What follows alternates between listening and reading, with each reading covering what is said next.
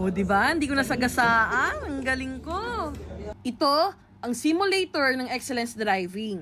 Bago ako mag-practical training or yung magdadrive na ako mismo ng totoong sasakyan, gusto ko munang matry itong simulator ng excellence driving. Dahil napakatakot at nervyoso talaga ako sa pagdadrive. Hanggang ngayon nga, hindi pa rin ako makapaniwala na nagsisimula na ako mag-aral mag-drive eh. Dahil never sumagi sa isip ko na makapag-drive ako someday. Pero dumating ako sa punto na kailangan ko na pala talagang matuto para sa aking sarili at para sa mga taong nakapalibot sa akin. Dito sa simulator, merong trainer na tuturuan ako ng mga basic pero mga importanteng tandaan about driving. Paano ba talaga humawak ng manubela, pag-check ng speed mo, seatbelt, ano ba ang gear shift, saan ba controller ng windshield, headlights, taillights at marami pang iba. So ayun yung ginawa ko.